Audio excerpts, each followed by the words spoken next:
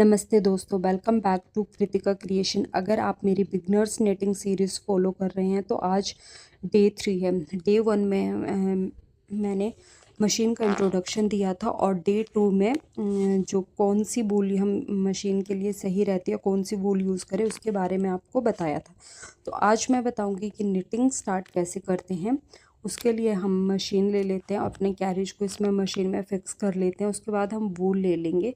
यहाँ पे जो मैं वूल यूज़ कर रही हूँ वो बर्धमान की ब्राइलोन वूल है, और जो वूल बाइंडर से हम गोला लगाते हैं ये वही वाला है। तो हम इसका जो एंड है वो बीच में से जो स्टार्टिंग था जब हमने वूल बाइंडर में इसका गोला लगाया था वहाँ वो निकालेंगे, जिससे ये रहता है कि हमारी मशीन स्मूथली चलती है और जो धागे का गोला होता है वो एक जगह सेट रहता है, वो इधर उधर नहीं भागता है। तो इस तरह से मैंने वो लास्ट इसका एंड निकाल लिया। अब इसको हम यहाँ पे लॉक पे लगा लेंगे। दिखाती हूँ मैं आपको किस तरह से लगाना है। इस तरह से हम इसका लॉक खोलेंगे और लॉक बंद करके इसको सेट कर लेंगे। आप इसको ऐसे भी छोड़ सकते हैं, लेकिन आपको लगता है कि आप मशीन चलाओगे तो धागा खींच लेंगे, तो उसके लिए नीचे जो हमने टेबल में क्लैंप लगाया होता है इस तरह से मशीन को फिट करने के लिए, इसमें आप डबल नोट लगा के इसको फिक्स कर सकते हैं, ताकि जब आप मशीन चलाएं तो वो निकले नहीं और इस यहाँ पे फिक्स रहे। इस तरह से मैं यहाँ पे सिंगल नोट लगाया, आप डबल नोट लगा सकते हैं। और फिर नीडल्स की सेटिंग देखनी है हमें। सबसे पीछे जो नीडल्स होती है वो हमारी ए पोजीशन में होती है। अभी हमें जो चाहिए वो बी पोजीशन में नीडल्स चाहिए, क्योंकि बनाने के लिए हमें नीडल्स को बी पोजीशन में लेके आना होता है। तो सबसे पहले मैंने ज़ीरो वाली नीडल आगे कर लिया। अब इसके दोनों साइड से हाफ हाफ नीडल्स ले लेंगे, मतलब जितने फंदे आपको चाहिए। जैसे अगर 20 चाहिए तो 10 एक साइड से ले लेंगे, 10 दूसरी साइड से ले लेंगे। तो इस तरह से ये ले लिया है।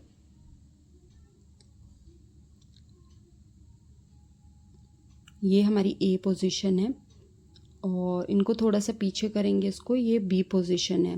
तो जब हमारी नीडल्स बी पोजीशन में होती है तो वो उनको हम बना सकते हैं। उसके लिए हमें कैरेज की कुछ सेटिंग्स चेंज करनी पड़ती है। तो सबसे पहले मैं एक सिलाई लगा लेती हूँ।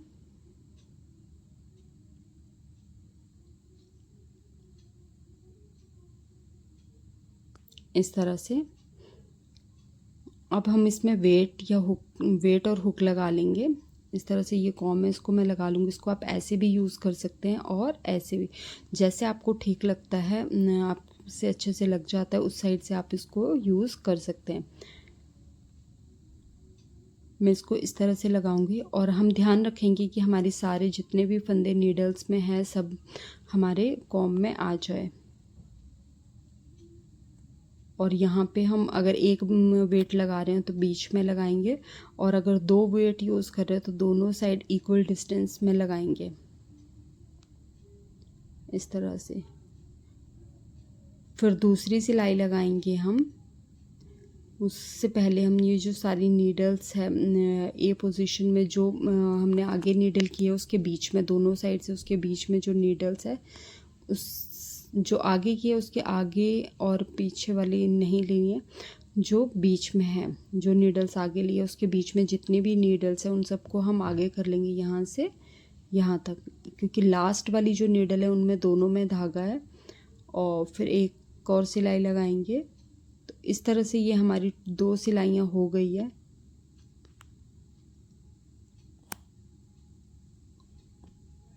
अब हम मशीन की सेटिंग देख लेते हैं।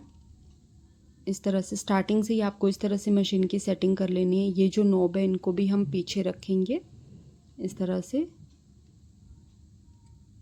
और कैरेज जो है उसको मैंने 6 नंबर पे रखा है।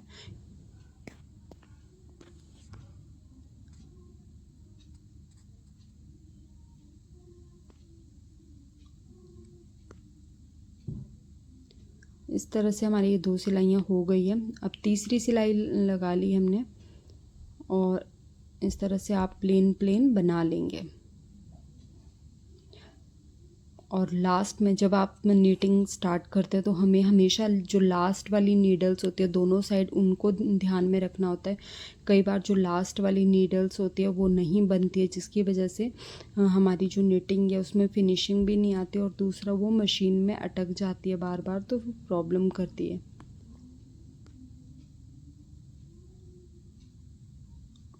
इस तरह से। और इसमें हमें ध्यान देने वाली बात यह है कि जब हमारी मशीन खाली आगे जा रही है तो जहाँ तक हमारी निटिंग स्टार्ट नहीं हुई है वहाँ तक हम धागे को खींचते हुए, जैसे जैसे मशीन को आगे चलाएंगे धागे को हम खींच लेंगे। जैसे ही हमारी निटिंग स्टार्ट होगी हम धागे को लूज छोड़ेंगे और पूरी रो को कंप्लीट कर लेंगे। दूसरी एक बार फिर से बताती हूँ, जैसे अब यहाँ लेके आ रहे हैं तो मैं धागे को खींच रही हूँ, लेकिन जैसे ही निटिंग स्टार्ट हो जाती है वैसे ही मैं धागे को लूज़ करना स्टार्ट कर देती हूँ, इस तरह से।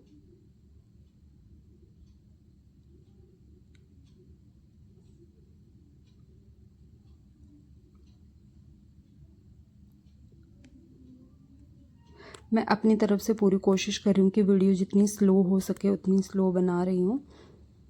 अगर फिर भी आपको कोई प्रॉब्लम आ रही है सीखने में तो आप मुझे कमेंट करके बता सकते हैं, इस तरह से।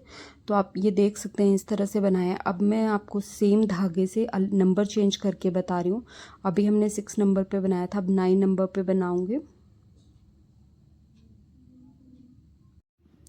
जैसे ही हम इसका नंबर चेंज करते हैं वैसे ही हमारी जो निटिंग है वो लूज़ होना स्टार्ट हो जाती है।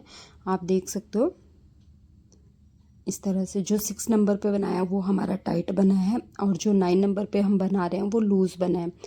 तो जब हम सेम धागे को अलग अलग नंबर पे बनाते हैं तो इस तरह का डिफरेंस आता है।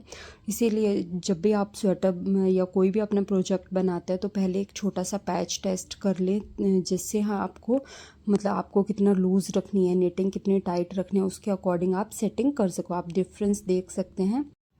तो इसी तरह से हम निटिंग स्टार्ट करते हैं और नंबर के अकॉर्डिंग आप उसकी सेटिंग करते हैं।